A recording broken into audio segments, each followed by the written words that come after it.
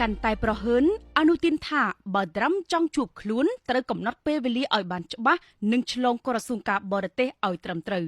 កាន់តែប្រហែលទៅមិនស្គាល់មុខមិនស្គាល់មកគុណនាយករដ្ឋមន្ត្រីថៃអនុទានឆាន់វីរៈគុលបាននិយាយទាំងក្រអឺតក្រទមថាប្រធានាធិបតីអាមេរិកលោកដូណាល់ត្រាំមិនទាន់បានតាក់ទងទៅលោកដើម្បីពិភាក្សាអំពីបទឈប់បាញ់នៅឡើយទេលោកបន្តថាបើត្រាំចង់ជួបលោកនោះគឺត្រូវតែកំណត់ពេលវេលាឲ្យបានច្បាស់លាស់ជាមុនហើយកិច្ចពិភាក្សាត្រូវតែអនុវត្តតាមបណ្ដាញក្រសួងការបរទេសឲ្យបានត្រឹមត្រូវនេះបើតាមកាសែតខៅសតចុះផ្សាយនាថ្ងៃទី10ខែធ្នូឆ្នាំ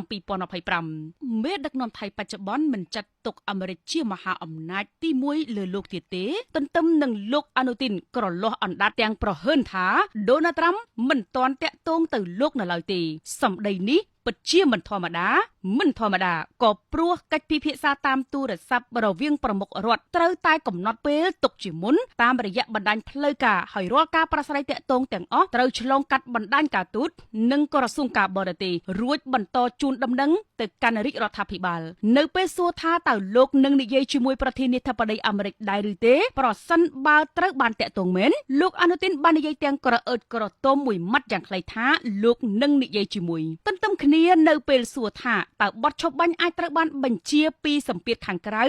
ឬយ៉ាងណាលោកអនុទានបានបោះសម្ដីថាវាជារឿងដាច់ដោយឡែកព្រោះចំនួននេះពាក់ព័ន្ធតែពីប្រទេសប៉ុណ្ណោះកម្ពុជាថៃ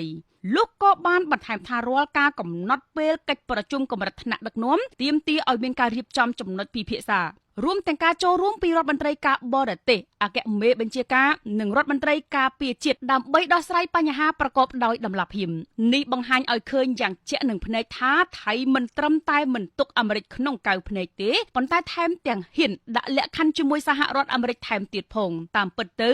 ភាពអំនួតអួតអាងខែងរែងរបស់ថៃមិនមែនជារឿងចម្លែកទេព្រោះថាកន្លងទៅថៃបានយកដៃហែកកិច្ចព្រមព្រៀងសន្តិភាពរាជធានីកូឡាឡាំពួរចោលរួចយកជើងជន់ឈ្លីបើទោះបីជាកិច្ចព្រមព្រៀងនេះស្ថិតក្រោមក្រសែភ្នែកនៃការសម្របសម្រួលចូលខ្លួនធ្វើជាសាក្សីដោយប្រធានាធិបតីអាមេរិកលោកដូណាល់ត្រាំនិងមេដឹកនាំម៉ាឡេស៊ីលោកអាន់វ៉ាអ៊ីប្រាហ៊ីមដោយបើកការឈ្លានពានមកលើកម្ពុជាសាជាថ្មីចាប់ពីថ្ងៃទី7ធ្នូម៉ោង